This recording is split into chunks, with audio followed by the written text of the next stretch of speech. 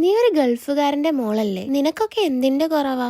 ഇങ്ങനെ കേൾക്കാത്ത ഒരു ഗൾഫുകാരന്റെ മക്കള് പോലും ഉണ്ടാവില്ല. പക്ഷെ അവർക്കെല്ലാം വർഷത്തില് 10-15 ദിവസം മാത്രമായിരിക്കും ഫാമിലിയുടെ കൂടെ സ്പെൻഡ് ചെയ്യാൻ കിട്ടുക. ഗൾഫിൽ ജോലി ചെയ്യുന്ന മിക്ക പാരന്റ്സിനും അവരുടെ മക്കളുടെ മോസ്റ്റ് ഇമ്പോർട്ടന്റ് ആയിട്ടുള്ള പല കാര്യങ്ങളും അവരുടെ വളർച്ച പോലും കാണാൻ പറ്റിയിട്ടുണ്ടാവില്ല. ലോകത്തിൽ ഏറ്റവും സങ്കടം തരുന്ന ഒരു കാര്യമെന്ന് ഞാൻ വിശ്വസിക്കുന്നത് കാത്തിരിപ്പാണല്ലേ.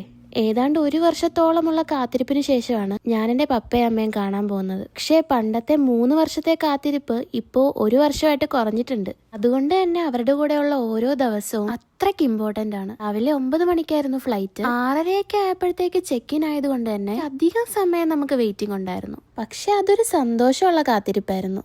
അങ്ങനെ നമ്മൾ ഫ്ലൈറ്റിൽ കയറി. നല്ല ഭാഗ്യമുള്ളത് കൊണ്ടേ ഈ വട്ടം നമുക്ക് വിൻഡോ സീറ്റ് കിട്ടിയില്ല. എങ്ങനെയുണ്ട് എന്റെ പൂച്ചക്കുട്ടി? വിൻഡോ സീറ്റ് കിട്ടിയിട്ടും വലിയ കാര്യമൊന്നും ഇല്ലായിരുന്നു. ഇതായിരുന്നു അവസ്ഥ.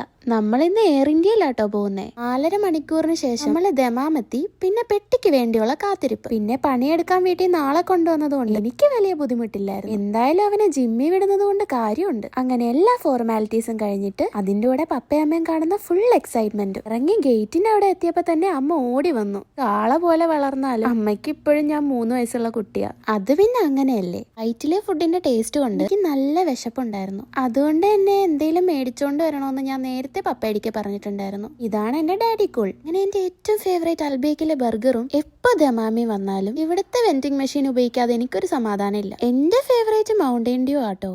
അങ്ങനെ അതെല്ലാം മേടിച്ചിട്ട് നമ്മൾ പാർക്കിംഗ് ലോട്ടിലേക്ക് പോയി. ഇവിടുന്ന് നമുക്കൊരു 1.5 മണിക്കൂർ ട്രാവൽ ഉണ്ട്. ആറി കയറി ഫസ്റ്റ് പരിപാടി അത് കഴിക്കലായിരുന്നു. ഇതിലൊരു 4 ഫ്ലേവേഴ്സ് ഉണ്ടായിരുന്നു. ആൽമണ്ട് ആണ് എന്റെ ഫേവറേറ്റ്. അങ്ങനെ നമ്മൾ ഹസ എത്തി. വരുന്ന വഴി നമ്മൾ ഫുഡ് മേടിച്ചിട്ടുണ്ടായിരുന്നു. അങ്ങനെ നമ്മൾ ഫ്ലാറ്റിൽ കയറി ഫുഡും കഴിച്ചു. അപ്പൊ ഇത്രയേ ഉള്ളൂ. ഇനി അടുത്ത വീഡിയോ കാണാമേ.